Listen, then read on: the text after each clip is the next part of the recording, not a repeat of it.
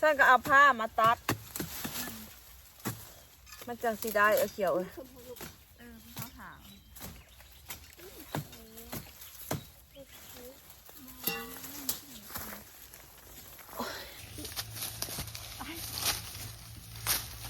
อุโมงค์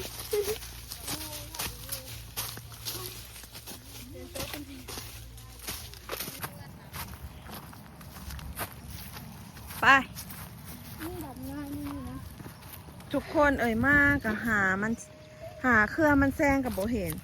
ที่ได้พากันกลับไปหาทางเก่าทุกคนเพราะว่าเมื่อนั้นมิวลงไปกับน้องนุ่นน้องแนนค่ะเพราะว่าเห็นว่าอยู่พุ่มหนึ่งทุกคนบ่ท่านได้มีไผ่ต้องไผ่ซูนเลยบ่ท่านได้มีคนคุดสิพากันไปทางเอาอยู่หันเลยทุกคน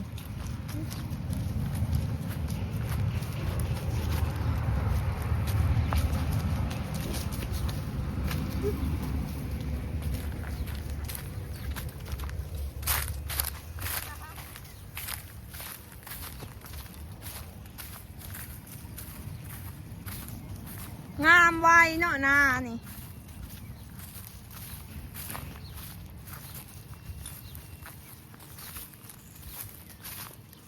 เห็นบ่เขียวเดนี่พักให้ไก่นะด่างบักใหญ่บักใหญ่นี่ทุกคนอันนี้คือพักให้ไก่เลยด่างอ่อนๆยังอ่อนๆอยู่นี่เอาเมื่อเอาเมื่อลวกกินกับป่นกับแจ่วทุกคนแกงเสปูเสปากระแซะ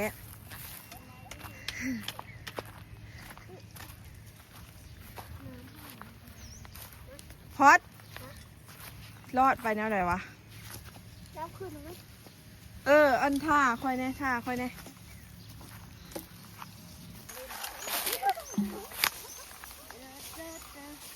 ระวังตกเด้อระวังตกเด้อ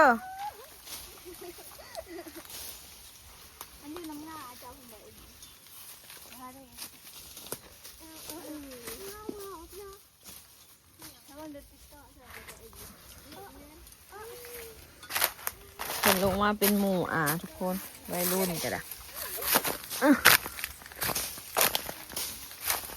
ข้าวได้อยู่บ่เขียว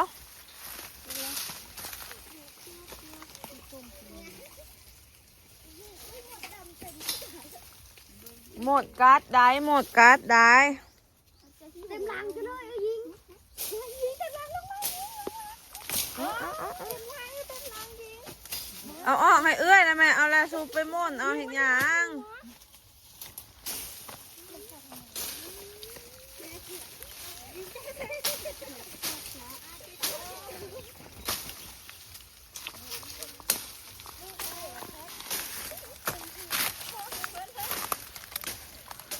ทุกคนบุป่าไปหาขุดมันแซงเพราะว่าบ่อนมันแปลนเขาจะเอาเบิดแล้วเนาะก็แท้ห้าวแน่ลงมาขุดกับ3 เถื่อแล้วอยู่นี่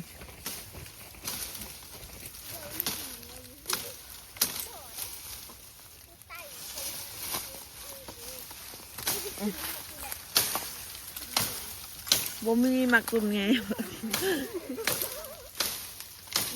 มีตุ่มแง่เสิร์ฟบ่ได้ไปเพื่อนย่าง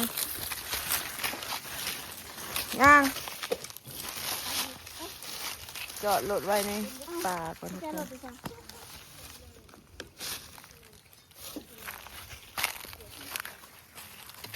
ไป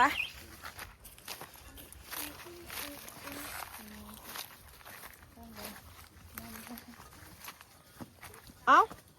นู่นมื้อนะฮะออกมาในใส่นู่น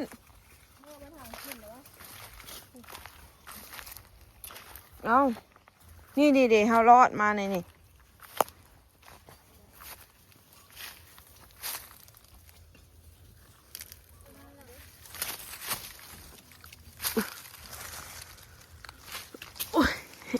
อึบอ๋อได้รอดข่าวทุกคน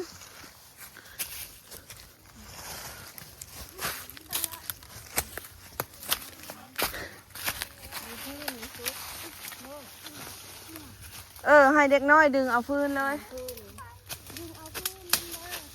ผู้เดี๋ยวหาเครื่องมันแซงค่ะอยู่ทางงาน เดินนู่นพื้นเด้อ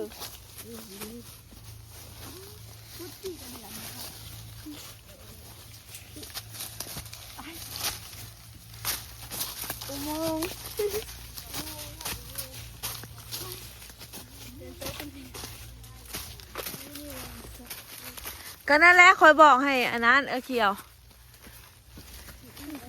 ทางอ้าวผู้ต้องมันลงทางผู้หลายค่ะคอยส่องเบิ่งค่ะ เบิ่งเด้องูเด้อสวยเด็กน้อยค่ะ ไม่ได้ดีค่ะ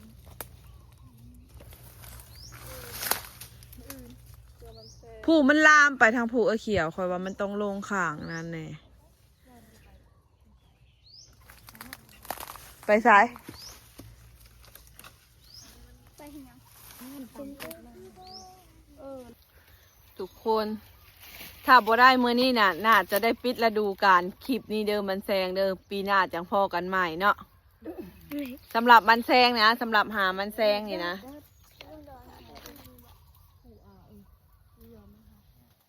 ทางไหน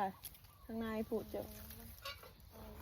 แต่ว่ามันหกแห้งมันสิถางไหวบ่แถวนะ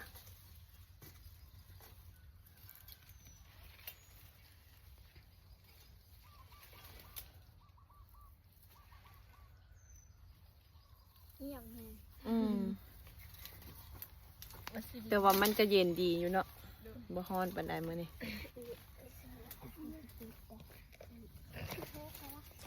เสียคืออยู่ในห้างครัวแม่นบ่ฮะ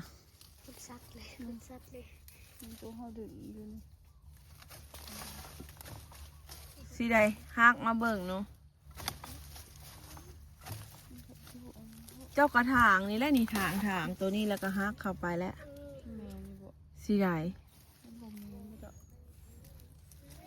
เจ้าก็มันคือเป็นเครือมันแบบสีเนาะนี่แหละเขาก็เบิ่งตัวบนคอยดึงลงมาตอนนั้นแหละนี่เครืออยู่ในนี้สิได้อยู่บ่มื้อนี้เนาะนี่ใครมาเขาควยเอามาใส่เห็ดขาวเนาะ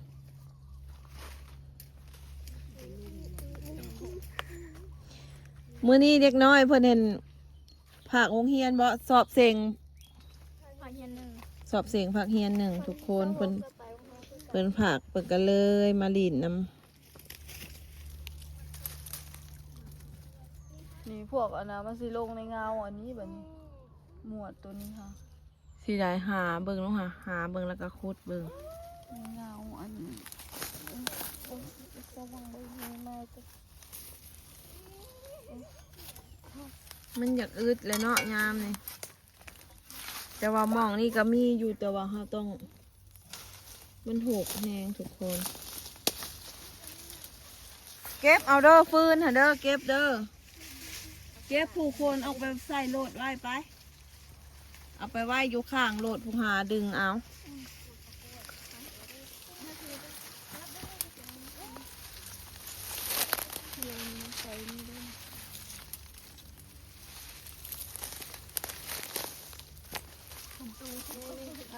เฮ้อแม่นบ่เอ้า นี่ เห็นแล้วทุกคนบัดสิเห็นพอมาเห็นอยู่ในใกล้ๆนี่จัดการบาดนี่ เดี๋ยวเพิ่งเข้าสีน้ำบ่อีก ได้คุดแล้วทุกคน เห็นแล้วเครือหนึ่ง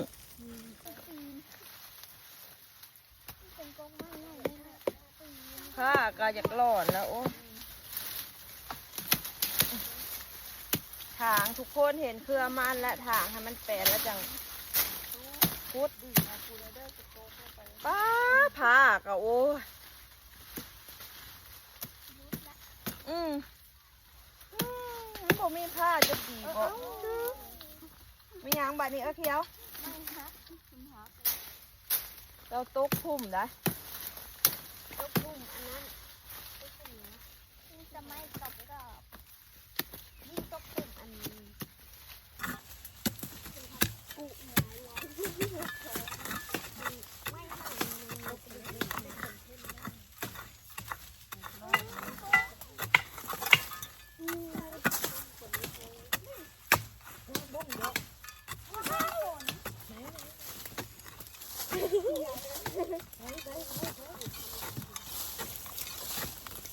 มันเลยขึ้นไปเครือมันขาดได้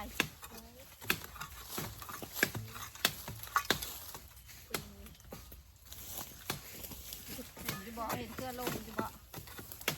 อ่ะ ฮะ เห็นเสื้อลงจิบ่ นี่แหละแต่ว่ามันต้องได้คุดเหงาอันนี้ออกก่อนนี่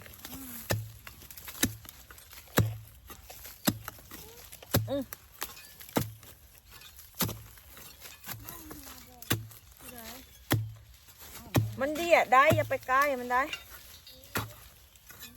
มันต้องคุดอันเครือนี่ทิ่มก่อนฉันก็เอาผ้ามาตัด มันจังสีได้เขียว เขาถาง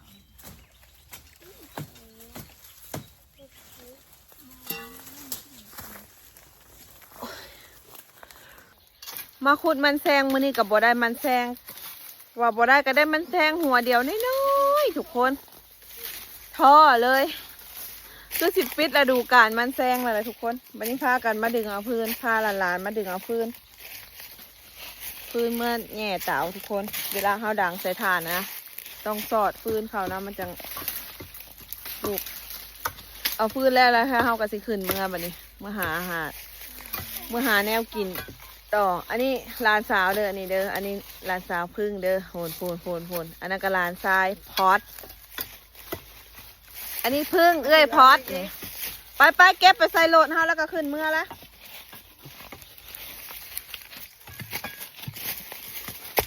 มันเป็นสี ดอกโคตรเป็นดอกโคตรเฮาก็บ่เอา เสือเด้อหานู่นแน่น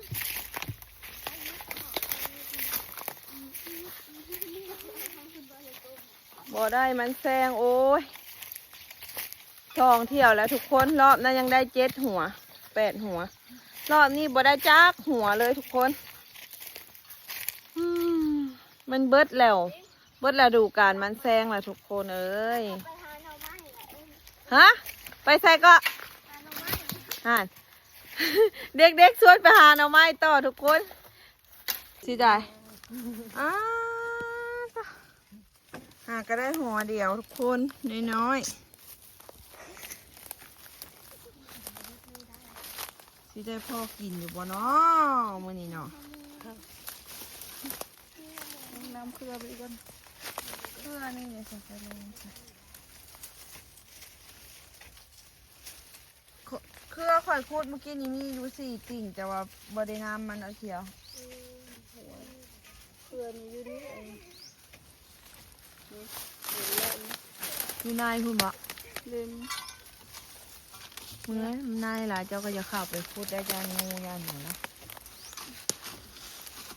นี่หักเงาไหมเนาะติดเงาไหมติดไป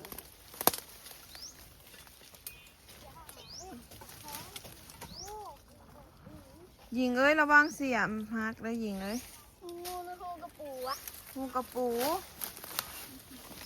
อย่าไปจกเด้อ แป๊บเดียวโบเหรอวะโบมีโตเลยเขาอีอานาเลย สมุน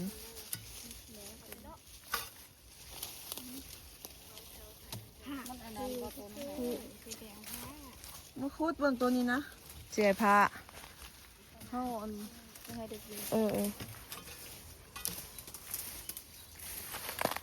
ก็มือนี้แห้งขี่ไล่ขี่เลยถ้าบ่ได้มือนี้ก็คือสิยุดไปคุดมันแซงก่อนบัดนี้ ทุกคนบอลมิวคุดเมื่อกี้นี่ให้เอื้อยออกมาคุดเพิ่นว่ามันถือเงาไหมทุกคนคือสิบ่ได้กินดอกมือนี้มันแซงสาวๆก็ข้างนั่งเศร้าเลยไปหาดึงเอาฟืนไปนู่นไปผูทางก่อนเอาไม้ผูปะ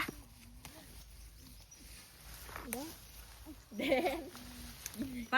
แน่นลูกเดี๋ยวฟังไปทางนั้นลูกไปดึงเอาฟืนผูคุดอย่างยิงเดี๋ยวนี้ คุดกระปู ระวังงูเด้อไปใส่แหงงานเด็กก่อนมื้อนี้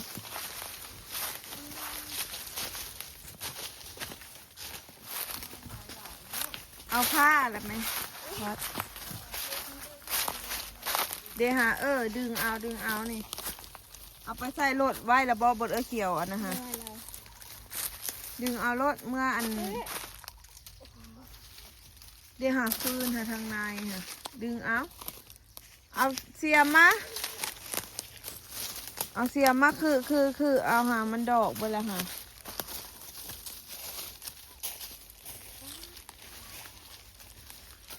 เอาเมื่อด่างจุใส่ถ่านค่ะมัน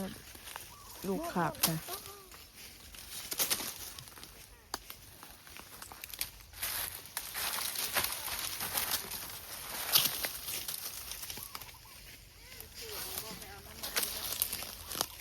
ดึงเอาแม่ฟื้นค่ะผมมันหลายๆค่ะดึงเอา เอาตัวง่ายๆแม่อย่าเอาของ นี่ค่ะก็เขียวค่ะ พออยู่ก่อน ผ้ากับพอดนี่เลยเอาออกไปแล้วบ่อีละพื้นนั่นบนเอาเขียวหาไว้ค่ะ เดินออกก็ได้ เก็บออกอันนี้ก็ได้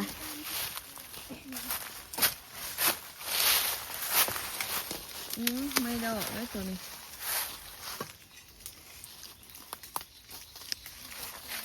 ต้นน้ำคลองนี่กระดังคักคือกันมาดีค่ะเอาไหม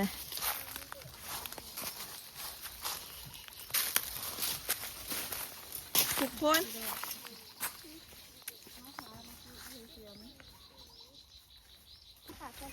ทุกคนเขียวเพิ่นบ่ยอมเพิ่นเข้าไปหม่นเอาทางในคุณ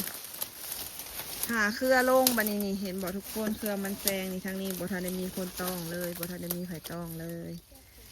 เห็นบ่เห็นเจ้าก็ทางบ้างๆเอาละ เก็บกำแพงเลยนะโอ้โห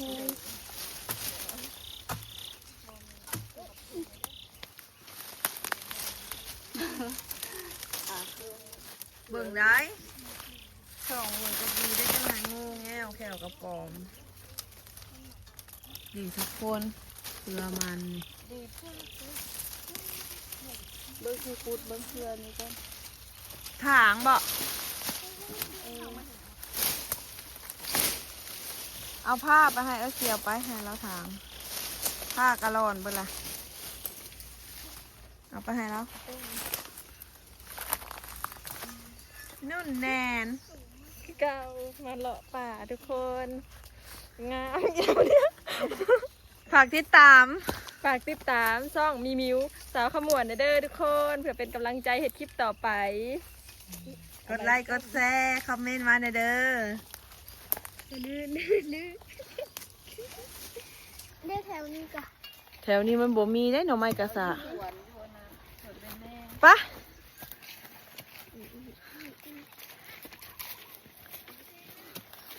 บ่มานเนาะนุ่นเนาะ โดย อย่านางคือมางามแต่โหใบบักใหญ่บักใหญ่ทุกคนสำหรับคลิปนี้ก็หามันแซงกับบ่มานทุกคนเอ่ยก็สำหรับคลิปนี้ก็สิขอฝากไว้สำนี้ก่อนเด้อคลิปหน้าพ่อกันใหม่อย่าลืมกดไลค์กดแชร์กดติดตาม และก็คอมเมนต์มาซ่องมิวสาวขมวดในเด้อทุกคนเด้อบายบายนี่